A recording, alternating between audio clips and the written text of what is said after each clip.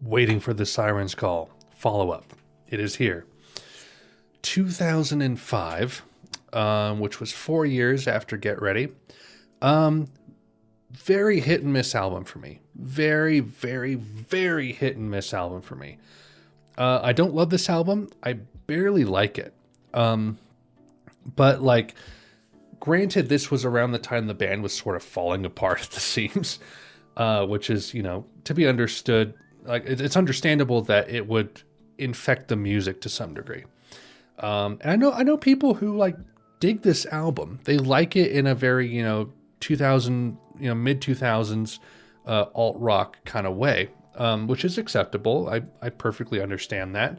For me personally, this is just so shoddy that I won't ever come out to this thing as a full album. But going track by track here, Who's Joe? It's an odd intro, and it doesn't really set the stage for really the rest of the album at all. And it's sort of bland, but the production is nice. It's just not ever a track I'll really ever come back to. It's also almost 6 minutes long. And it doesn't make sense to me. I don't know why it exists, why it's titled the way it is, why the song is the way it is, why it's almost 6 minutes. I just don't get it. Kind of gives me some Southpaw Grammar Morrissey flashbacks where I listen to a track and I'm like, why does this exist?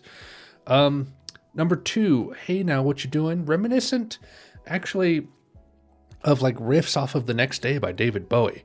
It's that kind of, granted this was before The Next Day, but it has that sort of basic rock riff in it, has that angsty riff, but it's just slightly kind of bland alt rock, kind of forgettable. I probably won't ever come back to it.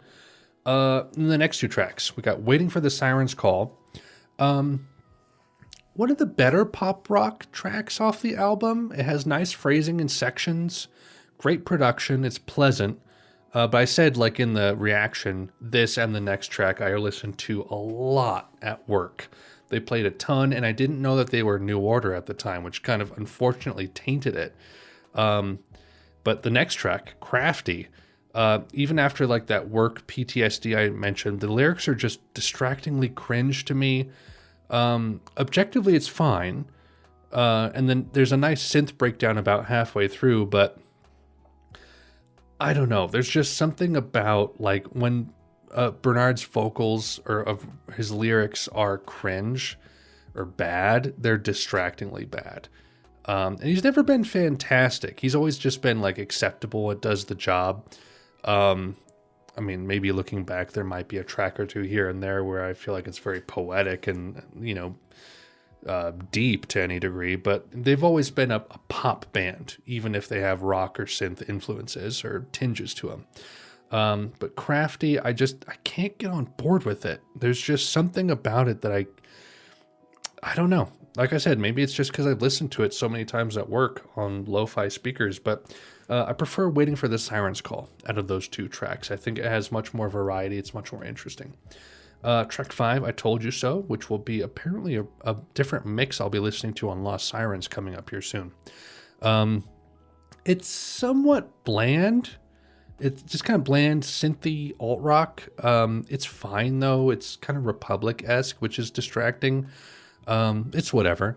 Track 6, Morning, Night, and Day. It's just a forgettable filler track to me. It was fine listening to it at the time, but it didn't ever strike me. And then listening to it again, I was just super bored. Dracula's Castle. It was one of my favorites upon listening. But it's typical New Order and seems a little bit phoned in. It's acceptable. And it's kind of tragic that like an acceptable New Order track is one of the better ones for me on this album. I don't know, that might be atypical. You guys might not agree with that, but that's the way I feel. Track 8, Jetstream, right in the Republic vein, feels very dated. It seems like a decade older than it should be. I don't know. It doesn't strike me at all. I still think it's one of my least favorites on the album. Guilt is a Useless Emotion. Very synth-driven track. It has prominent female backing vocals. It would have probably been one of the more better tracks on Republic if it had been on it. I don't necessarily mind it, but just listening to it on this album from 2005, it feels out of place. I don't know. It just doesn't quite mesh. Turn, track 10. So it has nice acoustic guitar. But after some of the other tracks, it feels a little phoned in. It's fine in its own right. But it would be a superior track if not for tracks 3 and 4. I can sense some melodic motifs and lines in it that are very similar to tracks 3 and 4. And like if I ignore tracks 3 and 4, Turn would probably be one of my favorites on here. There's aspects of it that I really enjoy. And then Working Overtime, lame outro, phoned in alt track with no personality. It's just whatever. So like there's probably only 3 tracks on here I'd come back to out of 11. I'd come back to Waiting for the Sirens Call, maybe Dracula's Castle, maybe Turn. That's about it. It's just very shoddy. It's very mediocre, low to mediocre kind of album.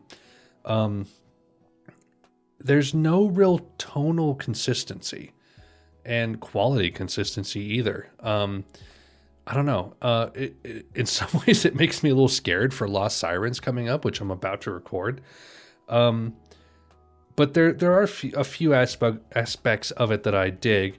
And as far as like 2000, mid 2000s albums go for alt rock or synth pop, this isn't bad.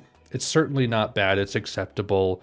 There's certain things about it that are cringe, but as far as just basic music goes in that time, it was harder to get better in 2005, if we're to be brutally honest.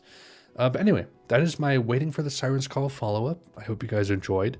I will catch you around. Godspeed.